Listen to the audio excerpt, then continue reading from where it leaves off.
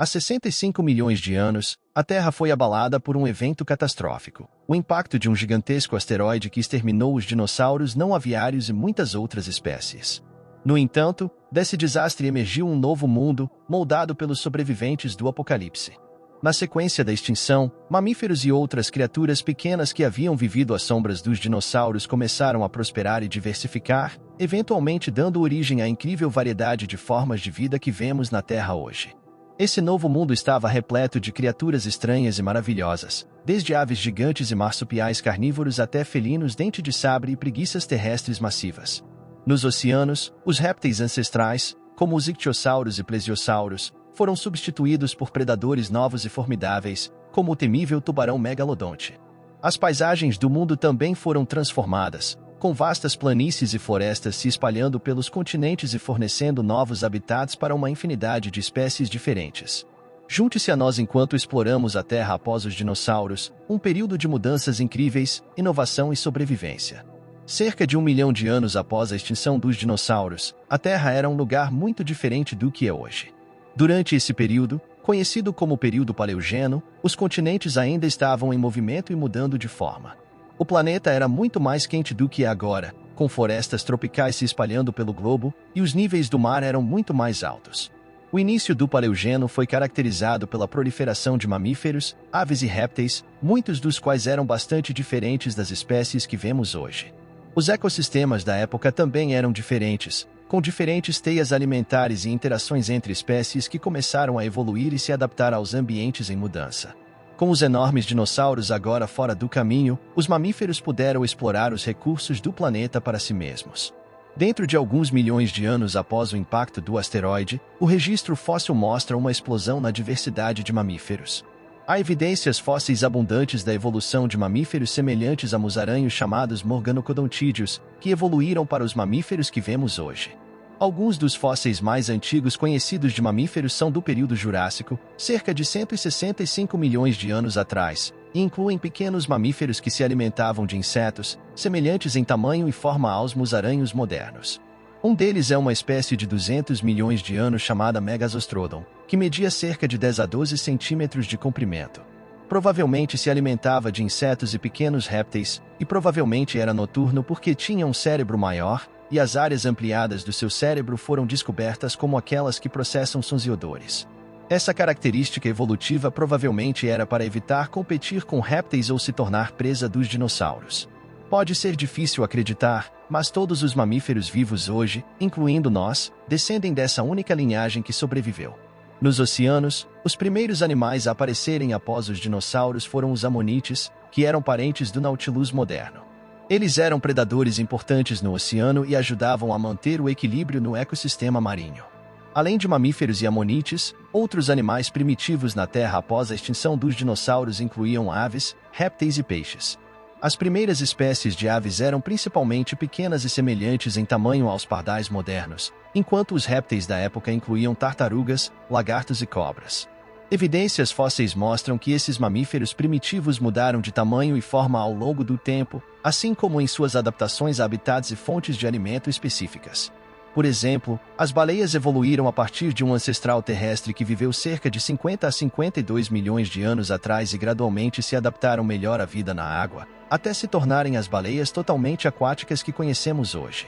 Esse animal é chamado Paquicetus, uma criatura quadrúpede do tamanho de uma cabra que os cientistas reconhecem agora como uma das primeiras baleias. Embora tivesse o corpo de um animal terrestre, sua cabeça tinha o formato distintivo de crânio longo de uma baleia.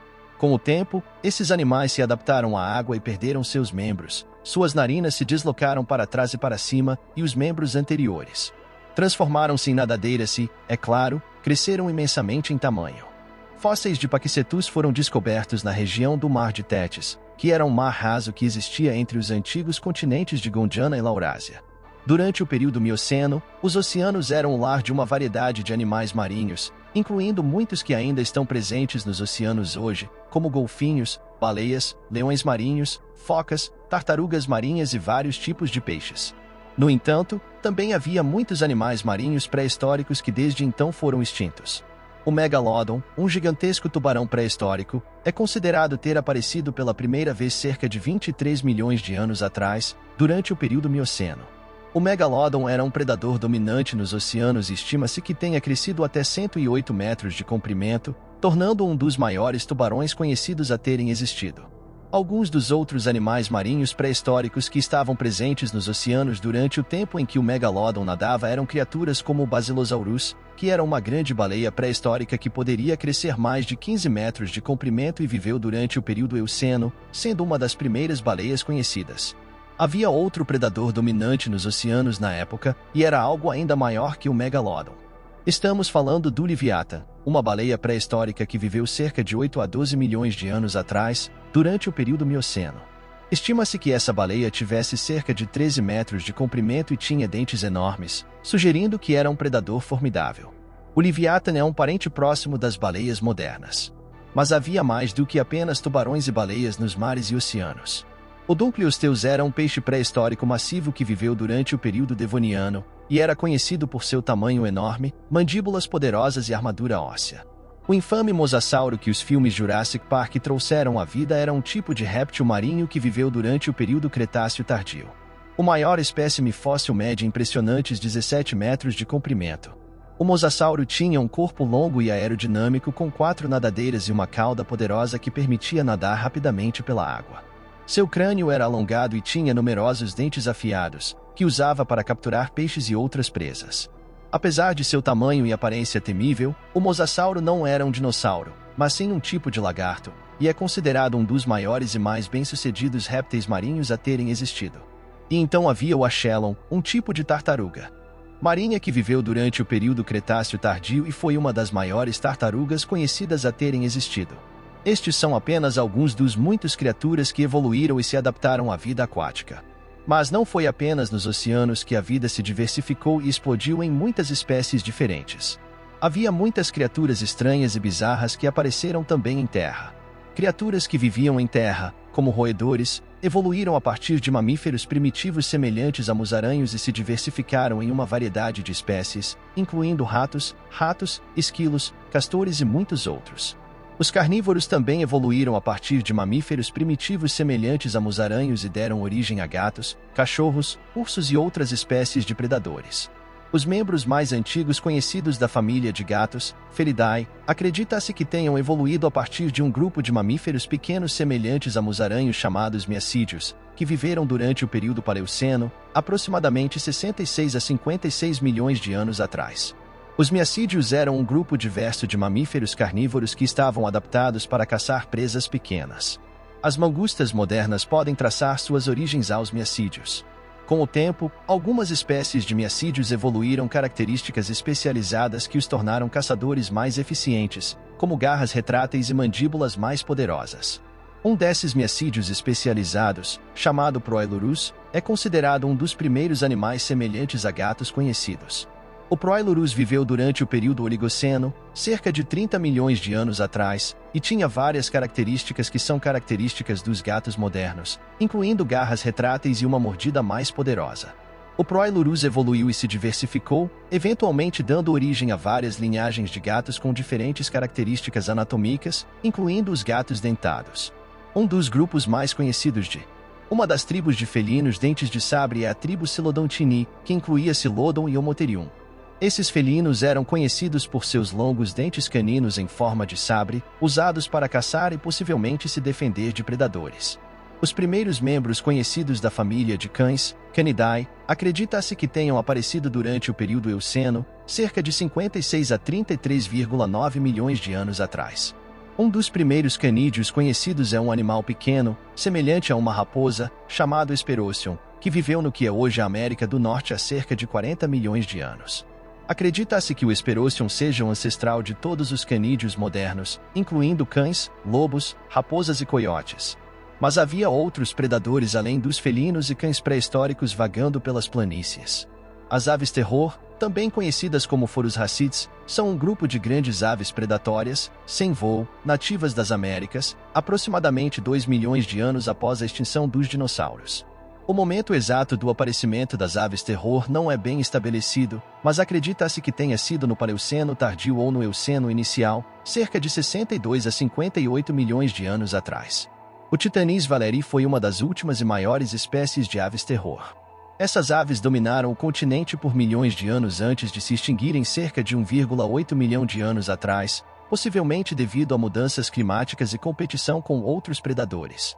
O titanis provavelmente era uma ave carnívora que se alimentava de uma variedade de presas, que podem ter incluído outras aves, mamíferos, répteis e possivelmente até grandes insetos e invertebrados.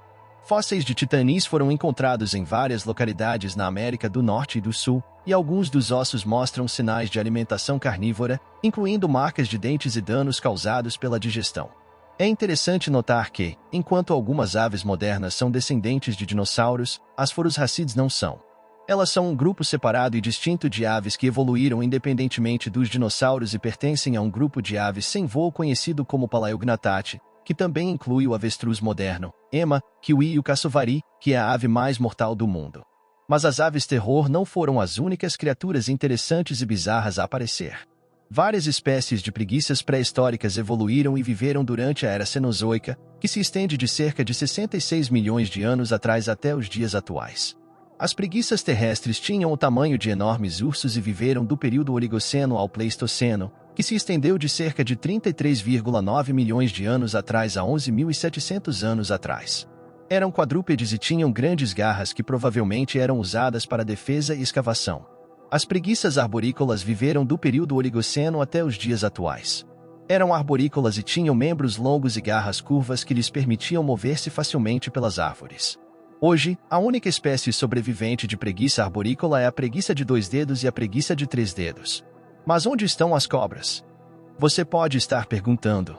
A história evolutiva das cobras é complexa e ainda não compreendida totalmente, mas evidências científicas sugerem que as cobras evoluíram de um grupo de pequenos ancestrais semelhantes a lagartos chamados esquamatos de caule que viveram há mais de 100 milhões de anos, durante a época dos dinossauros.